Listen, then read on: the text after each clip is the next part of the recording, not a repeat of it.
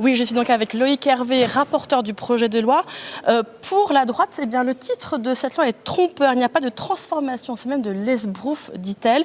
Et pour vous, Loïc Hervé, comment qualifieriez-vous ce projet de loi? Est-ce que c'est avant tout un texte technique? Non, le qualificatif de transformation de la vie publique est un terme qui est à tout le moins excessif. Il y a diverses dispositions qui touchent l'ensemble des trois fonctions publiques, la fonction publique de l'État, la fonction publique des collectivités territoriales et la fonction publique hospitalière, mais en rien cette transformation ne va aussi loin qu'elle le prétend. Donc ce sont des avancées intéressantes qui vont dans le sens de l'évolution de la fonction publique, mais le terme est exagéré. Donc pas de grande réforme systémique, Loïc Hervé? Absolument pas, absolument pas. Qu'est-ce que va apporter pour vous, eh bien, l'une des mesures dont on parle le plus, le fait d'avoir davantage recours à des contractuels? Je crois que c'est d'abord s'adapter à une évolution de la société française et notamment aux besoins des jeunes. La fonction publique telle que nous la connaissons jusqu'à maintenant, c'est une fonction publique de carrière où on change peu d'employeurs. Et aujourd'hui, les jeunes nous le montrent, ils ne souhaitent pas autant avoir une visibilité à vie du métier qu'ils vont faire. Ça, c'est la première des choses.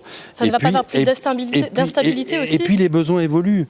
On l'a vu avec l'évolution de la fonction publique territoriale, les besoins des collectivités, les besoins de nos concitoyens évoluent, et donc il faut une administration qui soit plus souple. Garder le statut pour les fonctions qui sont les plus importantes, les fonctions qui sont en lien avec l'argent public, en lien avec les fonctions les plus régaliennes, les plus importantes. Ça, c'est vrai, mais par ailleurs, il y a tout un tas de fonctions qui peuvent être exercées par des contractuels. Je pense notamment aux contrats de projet qui vont permettre aux collectivités locales, jusqu'à 6 ans, de constituer une équipe avec des cadres, des techniciens, des agents d'exécution et permettre de constituer une équipe sur un projet public. Ben ça, c'est quelque chose qui va dans le bon sens et qui est une petite révolution d'ailleurs pour le droit qui va être permis par cette loi. Est-ce que pour vous, ce projet de loi vise avant tout à calquer aussi le fonctionnement du public sur celui du privé? Est-ce que cela peut permettre réellement d'améliorer la machine? Il y a des choses qui s'inspirent du droit privé et c'est heureux. En même temps, pour les contrats, on est bien sûr des contrats de droit public, donc il y a un certain nombre de garanties qui sont apportées aux personnes qui seront recrutées par l'État, les hôpitaux, les collectivités.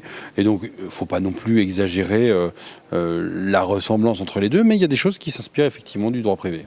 Loïc Hervé, vous demandez aussi à l'État de s'engager massivement pour développer l'apprentissage dans les collectivités territoriales. C'est l'un de vos apports à ce texte. Est-ce que pour vous, les apprentis dans le service public ont été les grands oubliés de la loi Pénicaud et bien sûr la loi pour la liberté de choisir sa voie professionnelle? Le président de la République et le Premier ministre veulent faire de l'apprentissage une grande cause du quinquennat ou du mandat en cours. Bon, très bien.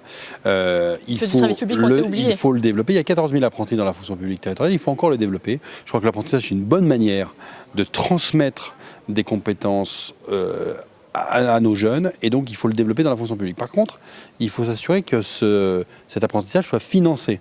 Et c'est bien là l'écueil de la main à la poche. Mais évidemment, on ne peut pas demander aux collectivités locales aujourd'hui de supporter seules cet effort. Et donc la proposition que nous ferons avec Catherine Di Folco, qui est ma co-rapporteure, c'est effectivement qu'on répartisse mieux l'effort financier entre l'État, le Centre national de la fonction publique territoriale et la collectivité d'accueil. Eh bien, merci beaucoup Loïc Hervé d'avoir répondu à mes questions, alors que l'examen du projet de loi débute donc cet après-midi dans l'hémicycle.